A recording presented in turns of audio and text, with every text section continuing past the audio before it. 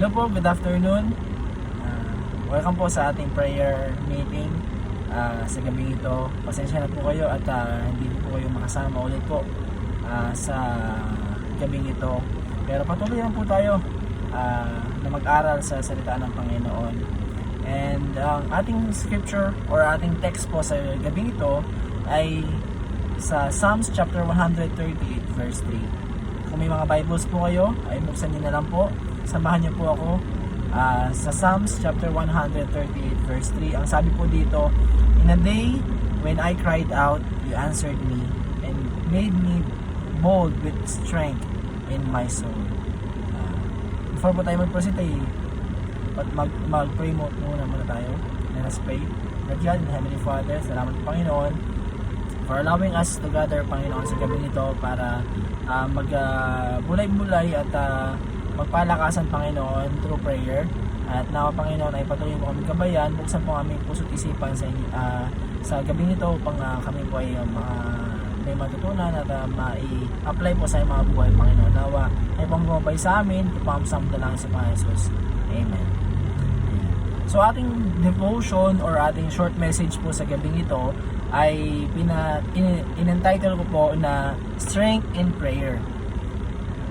Dahil po dito si David or yung psalmist, no, sa Psalms chapter 138 verse 3 ay sabi niya, "In the day when I cried out, you answered me and made me bold with strength in my soul."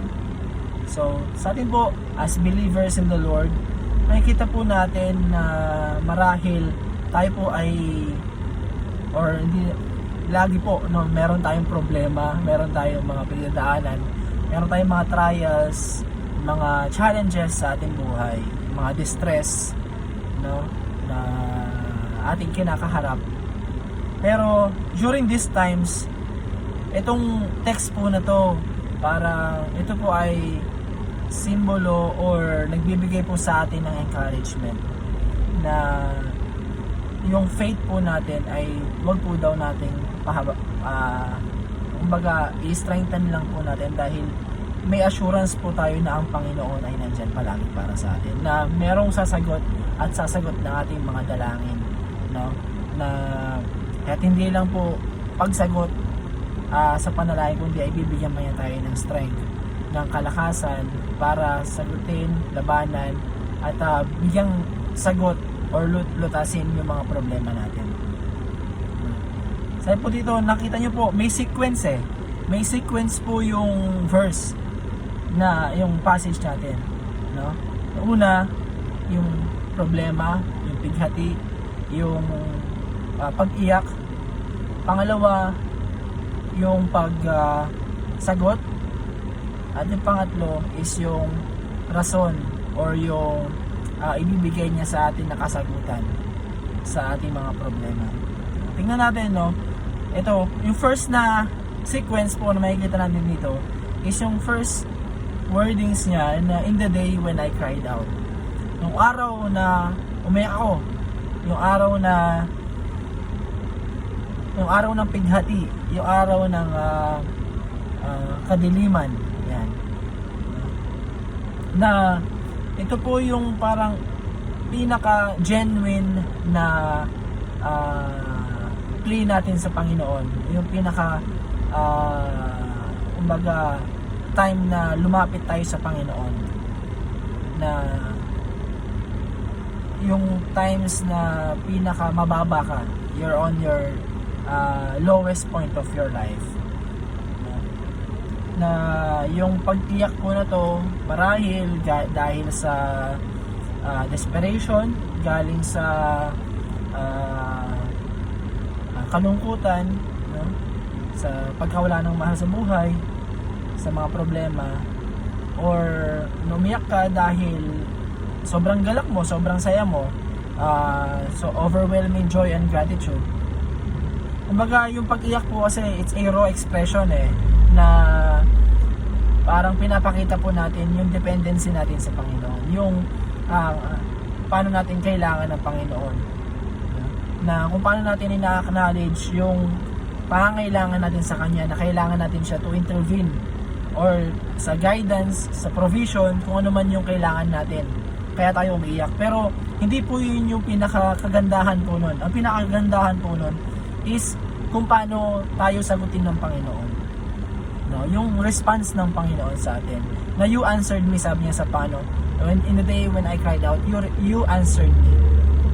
Hindi sinabi dito ni David na you neglected me. Hindi niya sinabi na you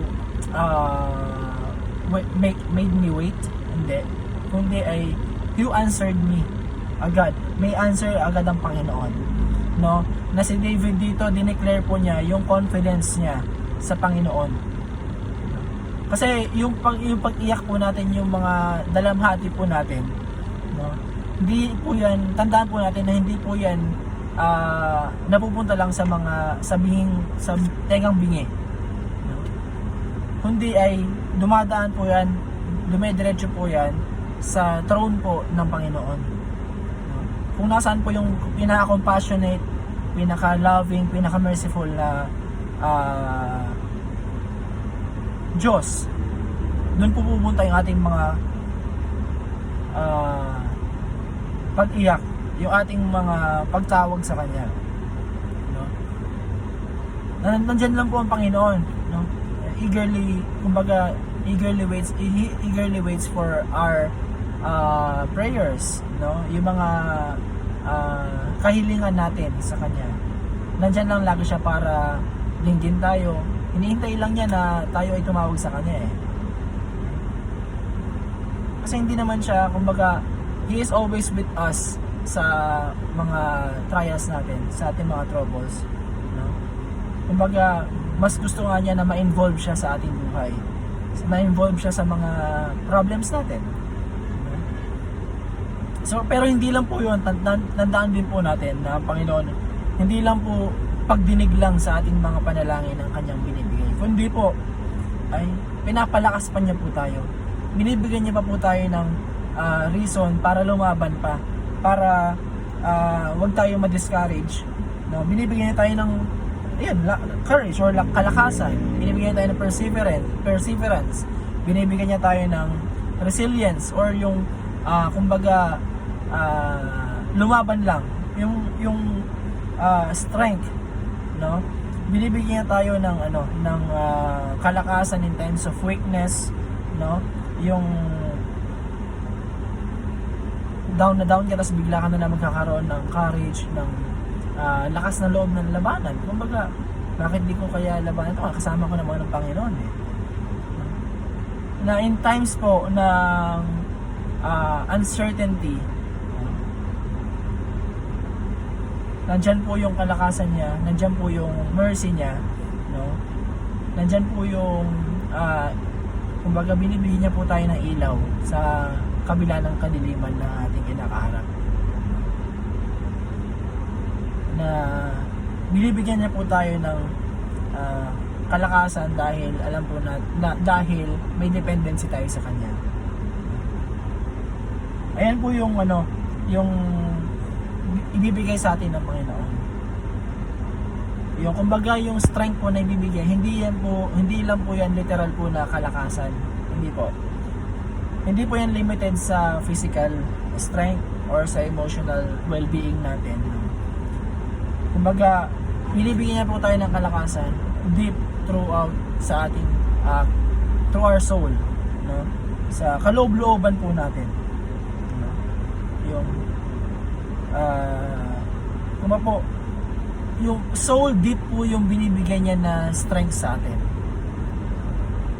Kumbaga, kumbaga yung binibigay niyang kalakasan sa atin, yun po yung magiging courage po natin na labanan yung mga challenges natin, to overcome po yung mga problema na ibinibigay sa atin ng mundong ito. No? And dahil din po, syempre dahil din po sa faith natin, dapat ay panatatagin lang po natin. Be confident lang po na nandiyan ang Panginoon. Be dependent on Him lang po. Sa mga kapatid sa Panginoon, as we reflect po sa ating text po sa Psalms chapter 138 verse 3, nawa mag-serve po ito bilang source po ng encouragement sa atin and inspiration din na kung matapaman tayo, no?